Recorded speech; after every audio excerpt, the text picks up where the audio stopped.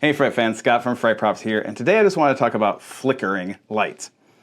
There's a ton of different controllers out there on the market for doing light flickering effects, and I just wanted to do a real quick tutorial to kind of clear up which flicker device might be right for you and what the options are. So the first thing you're going to want to do when you're thinking about doing a flickering light effect is figure out what kind of light you have, and there's basically two sort of options.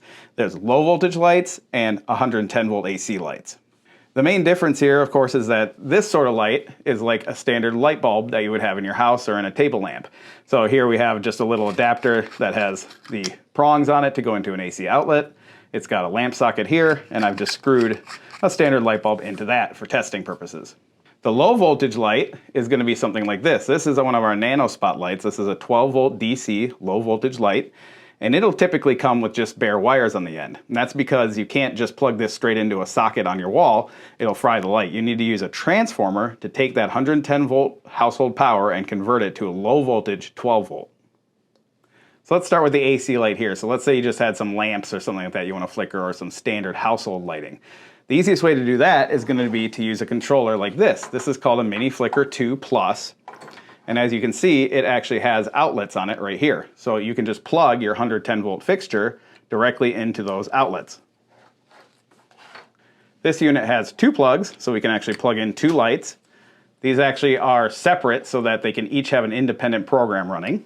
The box itself has a plug on it, which will plug into power over here. When we turn on the unit, it's going to start going. And it's a pretty simple effect, and most of these flicker controllers work along sort of these same lines. Basically, there's a button to choose the effect. So you can cycle through different effects. This one has like candle, it's got flame effects, it's got a bunch of different effects. And then it has an adjustment knob here where you can kind of dial up and down the intensity. And that's pretty typical of this type of controller. Now, there's different options for these, of course. This one is just you plug it in and the effect goes. If you wanted to trigger an effect, you could use something like a Pico FX. That's a very similar device, but you program the actual flickering, and then you can trigger it with a motion sensor. So there's other options as well. You can also, of course, use something like DMX, but we're not going to cover that here. We're trying to keep it simple. So this is a great option if you're trying to do 110 volt lighting, your standard household power lighting. Now, one thing you want to consider is the type of bulbs you're using. So not all bulbs are created equal, and a lot of the modern LEDs actually don't work well with these type of flicker controllers. Old school incandescent bulbs or halogen bulbs work well, and as a basic rule of thumb, the dumber the light, the better it's going to work. So smart lights, things that have different colors in them, not going to work well. If it's just a simple light that sort of turns on and turns off, the likelihood that it's going to work with the flicker controller is pretty good. All right, so let's talk low voltage lighting. Now, we typically deal with 12 volt here. I feel like that's sort of the standard that's used in most places, in most haunted house applications. So these are 12 volt lights. You can find lights with varying voltages, but if you can find 12 volt like the ones we sell, that's really going to be the easiest to use. So as you can see, and as we discussed earlier, this just has bare wires in the end. So you can't plug these directly into the wall. You could try to, but you're going to blow up your light, so not a good idea. So what you need to do is use a power supply. So this is an example of a 12 volt power supply. One side's going to have an AC cord that's going to plug into your standard household power. It's going to take that high current and it's going to reduce it here to a low voltage current. And then it's going to send it out the other side via this barrel plug here. So if we turn the controller over, there's a label here on the back that'll tell us the specifications of the power supply. So in this case, the input here is 100 to 240 volts AC at either 50 or 60 hertz. So this can be used internationally as well, not just in the US. And the output here is going to be 12 volt DC at 5 amps. So you can think of amps sort of as how much power you have available. Now, most low voltage lights draw very little amperage. So in the case of the nano spot we were looking at earlier, that draws 20 milliamps. So that's like 20 thousandths of an amp. So you could run probably about 150 of those off of one 12 volt 5 amp power supply. So not a lot of draw coming off of those lights. So you don't need a ton of amperage in your power supply, but that is one thing to look at. So the way that this would work is that you would just plug in the power supply and then you would wire the power supply to the light controller. So let's go ahead and do that. I'm just going to plug this in off screen and the power supply will power on. For low voltage lights, we're going to be using this device today. So this is called a micro flicker, LV. LV stands for low voltage. There's also an AC version of this if you have the AC lights that we were looking at earlier. And as you can see here, this has a female barrel plug and a male at this end. So all we do is take the female and put the male end from the power supply into that, and then we can attach our lights here.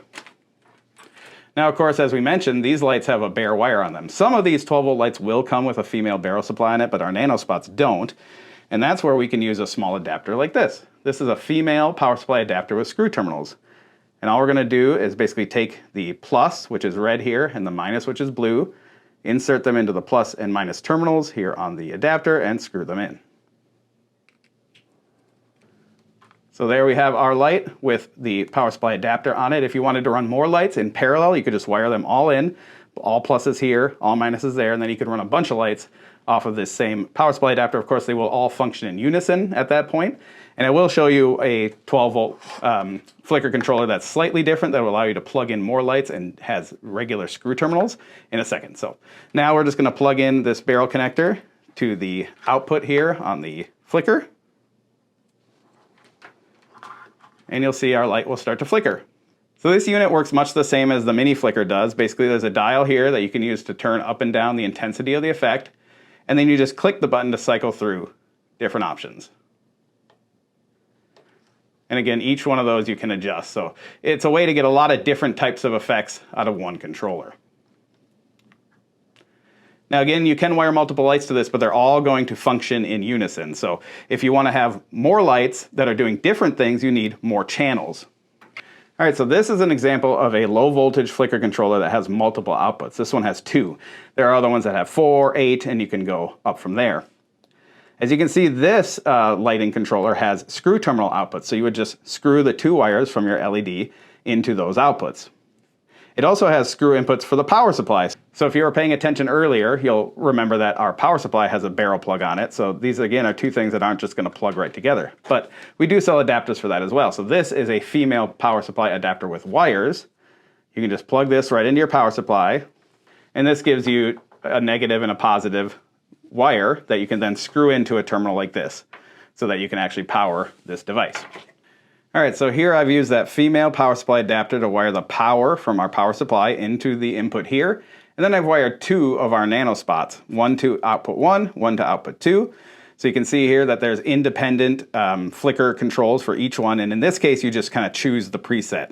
So you can cycle through different presets and you have independent ones that you can choose for each light.